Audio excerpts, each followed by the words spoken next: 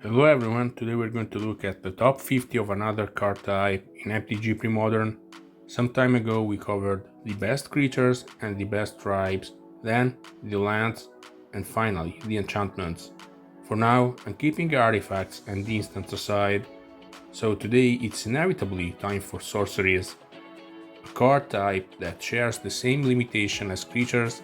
They must be played when you have priority and the stack is empty. In addition, the effect is generally temporary. When you think about it, these are not great points to start from, but despite that, there are some very strong cards, and we are going to look at them. This card type is still very well represented, and many sorceries are true build-arounds.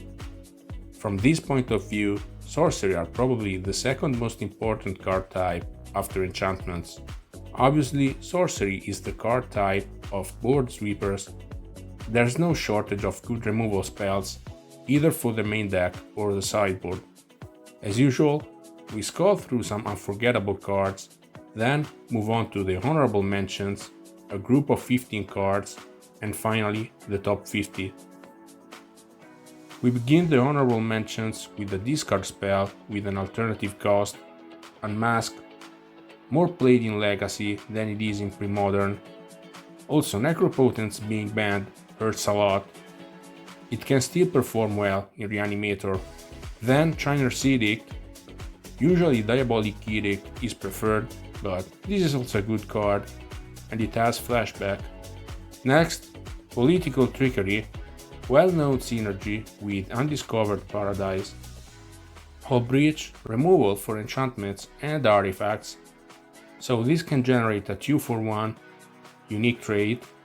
Next, Meltdown, a truly frightening sideboard card for some decks. Then Chain of Smog, go to CMC2 discard 2 spell for mono black. Cave In, a board sweeper with an alternative cost that will also damage the opponent. It sees play in several sideboards, including mono red Sly. Upheaval, a classic MTG card that bounces everything, today mainly used in Stasis. Donate, the build around card for tricks, it combos with Illusions of Grandeur. Next, Lobotomy, sideboard card particularly useful against combo decks. Persecute, exceptional alongside Dark Ritual to punish monocolored decks. Then Plow Under, an underplayed sorcery that can greatly hinder the opponent's plan. Elves is a good home for it. Moving closer to the top 50, Earthquake, now seen even in mono red Sly, sideboard card great for removing Argothian Enchantress or other problematic creatures, while also advancing your own plan. Rampant Growth, the best ramp spell in the format, though limited by the underwhelming power of 4 drops, and of course combo decks, still this is a very relevant card for MTG in general. Finally we have Overrun, probably the best card not played in MTG Premodern. It deserves much more attention. Future homebrews will showcase it as a centerpiece. So we begin the top 50 with Threaten, a sideboard card that makes fun of Phyrexian Dreadnought and Terravor, the best creatures in the format, or at least the biggest ones. Threaten used to be ignored in the early years of MTG Premodern, however it's a tool that should be kept in mind. Number 49, Devastating Dreams. This is more of a build-around card, together with Terravor. Moving up, Last Rites. This is a card I preferred over others that are more commonly played because I believe it is very powerful. The fact that Reanimator decks have, up to now, tried to play faster cards at CMC1 doesn't mean this card cannot become useful in the future, especially because it hurts your opponent a lot. Number 47, Stronghold Gambit, alternative plan for Reanimator in sideboard games. Oath of Druids is often better, but against decks without creatures, Stronghold Gambit remains the card of choice. 46th place, Overmaster, yet another red card, and again a sideboard card, classic target for Burning Wish. It's kind of the red equivalent of Orim's Chant, even though it doesn't enjoy the same success. Then Innocent Blood, the best edict for decks that don't play creatures. Number 44, Reckless Charge. Finally we see a card for aggro decks. This one is definitely underrated in my view. It can be used twice, and this allows you to play it without worrying too much about suffering a 2 for 1. At number 43, Deep Analysis. Great classic to use in Madness, or more generally together with Quiet Speculation. Then Pox, a black build around. For long stretches it wasn't played in MTG Premodern, and then slowly it entered P-Track. The fact that a card was underestimated for a long time is not necessarily a flaw.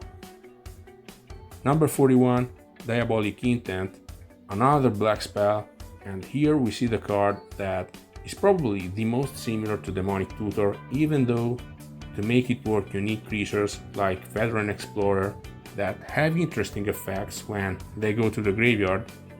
So it is certainly used in Nick Fit, and I think large part of its playability is tied precisely to Living Death, or in any case to Academy Rector. For the moment, it is not seen in the Rock, probably because there aren't huge payoffs. 40th place, Unearth. This is an honest reanimation spell, since the target must have a low mana cost. Despite the CMC 3 or less restriction, Unearth sees play in good decks, and it's useful together with specific cards. I'm thinking of Terravor, Psychotog, Meddling Mage, and actually the deck where it shines the most is Full English Breakfast, when it can target Vora's Shapeshifter and Hermit Druid. Number 39, Seeking Dreams. This is an ideal card for Reanimator, covering the double function of sweeping the board and putting creatures into the graveyard. Its use has extended also to Psychotog, Mono Black Contamination, and Zombie Festation, so it's a card of significance. 38th place, Chroma's Vengeance, a board sweeper that hits pretty much everything: creatures, artifacts, enchantments. It costs a lot, 6 mana, but the effect is attractive, and at worst the card can be cycled. Number 37, Patriarch's Bleeding, a card generally inferior to Living Death, which is itself little played. Position 36, Doomsday, build around of the namesake combo deck in many formats, even Legacy and Vintage. 35th position belongs to Buried Alive. This is a card that guarantees consistency to Reanimator decks, particularly with dragons. A good piece whether the deck reanimates a single creature with low CMC spells, or especially if it aims for Living Death.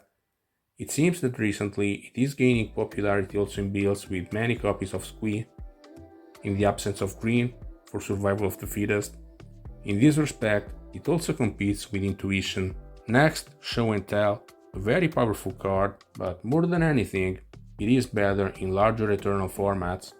In MTG Premodern, it serves to put into play at most 3 molds or Phyrexian Devourer, so it is only partially exploited, and for this reason I don't feel like placing it higher. Next, Merchant Scroll. There aren't too many decks that can make good use of this card, however, this is a tutor that really stands out. Number 32, Hatred. A card that doesn't see a lot of play, however, it is extremely dangerous. This is a black card, so it's paired with everything it needs: Hand Disruption to prevent the opponent from interacting. You have Dark Ritual, so you can't cast this more quickly. And we also add evasive creatures with Shadow, or maybe simply Hypnotic Spectre. Next, CMC 3 land destruction spells. We have Pillage, Rancid Earth. These are the ones that have relevant bonuses, with Pillage being able to target artifacts and Rancid Earth sweeping the board if you have Threshold.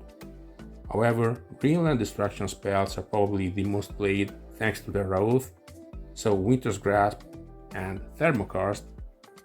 Stone Rain, Rain of Tears, Icequake, Choking Sands, more or less they all do the same thing. They are honest cards, but in MTG Premodern they are felt, especially if paired with Sphere of Resistance or other ways to limit resources, such as Hand Disruption. Number 30, Roar of the Worm, a great classic for Madness and Quiet Speculation. 29th place, Balancing Act. This is a bit around. In MTG Premodern there is no balance, but we have this card, which is perhaps a bit held back by the fact that the best build requires the use of 4 Lionside Diamond. Next, Living Death. This is a card I consider very underrated, especially if we think of its counterpart for enchantments, Replenish. Just as it is possible to discard enchantments, it is also possible to discard big creatures with haste, or possibly creatures with land cycling. Maybe those are more difficult to cast from hand, but with Replenish we have seen that even high CMC cards, like the Key of Silence, can be game winning.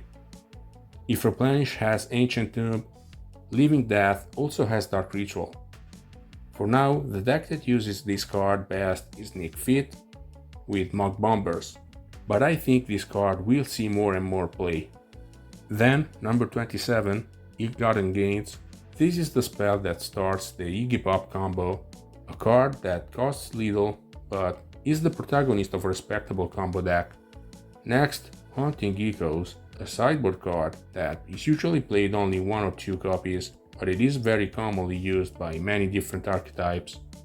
Next, halfway through, Cleansing Meditation, Reverent Silence, and similar effects upgrades to Tranquility, and they are practically surpassed by Tranquil Domain.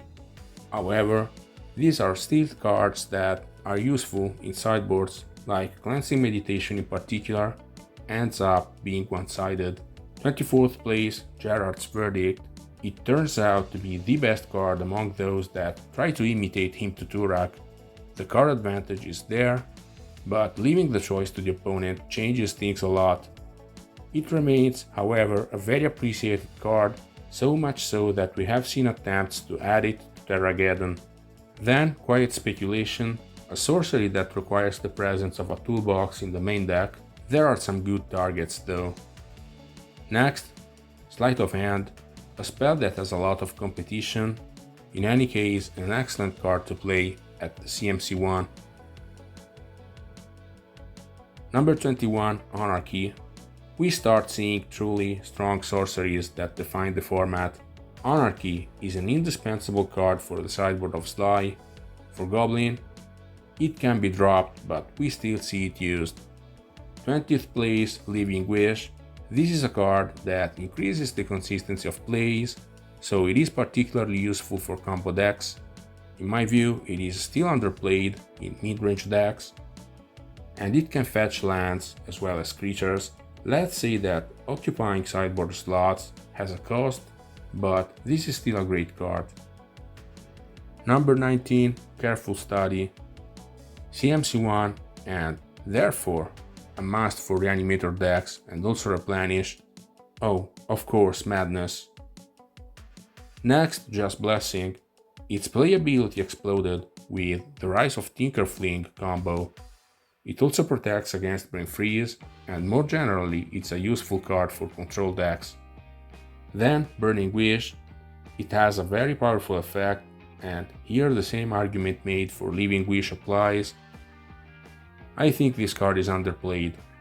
16th place, for Infest, a card that partly competes with Engineered Plague.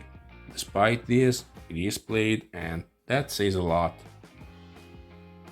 Number 15, Portent, the most appreciated CMC1 draw spell in the format, an excellent compartment in which to excel. Then, Natural Order, 14th place, a spell mainly used by survival opposition and recently also by elves. It can serve as an alternative plan in sideboard games for Reanimator and also the Rock, or maybe directly integrated into the main deck. In 13th place there is Tinker, a card I initially ignored that today finds space in Tinkerfling combo with Phyrexian Devourer and in Tinker Welder. 12th place for Exhume, the go-to CMC2 reanimate spell. Number 11, Decree of Justice. More than the sorcery itself, this card is heavily played in control decks for its cycling mode, with which control decks can close games, also while playing around counter magic. Starting the top 10, Call of the Herd. This is a card of great substance thanks to its consistency and card advantage. There will never be a game in which it allows you to close the game by itself. Let's say this is one of those cards that make a difference in a silent way and, above all, do something useful in every match. I like it a lot. Number 9, Vindicate, probably the best removal in the format, especially if the game goes long. Not the most efficient though. 8th place, Wrath of God, a great classic for control decks, indispensable card. 7th place, Reanimate, the best spell for this purpose, CMC1, great classic. Turn 1 Reanimate Acroma. Even though the deck struggles to impose itself, I think Reanimate cannot be questioned. We find it in fact also in Angry Hermit and Full English Breakfast. 6th place, Pyroclasm, 2 mana board sweeper, the most efficient. Pyroclasm is to Wrath of God what Swords to Plowshares is to Vindicate. So we have the top 5, Cabal Therapy, a card that is practically a build around even if it doesn't win the game by itself. More and more decks use Cabal Therapy and Ravenous Rats. There is also the possibility of targeting yourself to put creatures into the graveyard and reanimate them. This is also a sacrifice outlet, so it does a lot of things. In short, a staple. 4th place for Cataclysm, the ideal card for Terra Oath. You'll keep a Mox Diamond, Oath of Druids, and the biggest creature in play. Also, Terra War will grow from all the lands that go in the graveyard. So this is a card that, unlike Armageddon, can also act as a board sweeper if the opponent starts playing too many creatures. 3rd place, Duress. The best discard spell remains arguably Duress. Practically all decks that can use it will do that. Runner up, I picked Armageddon, phenomenal both in Terravor decks and in aggro. And of course, Miracle Grow. Being deprived of your lands is probably the last thing you want to happen, so I gave it the 2nd place. And of course, in 1st place we have Replenish. Besides being a great classic from 2000, it is also one of the first things that comes to mind when talking about combo or graveyard hate. Blue-White Replenish has remained a very dangerous combo deck even after losing its best enchantment. And Enchantress also makes good use of this card. Practically 2 of the 3 best combo decks in the format. So these are the rankings according to me. Let me know what you think and share yours. As usual, thanks for sticking with me until the end and see you soon.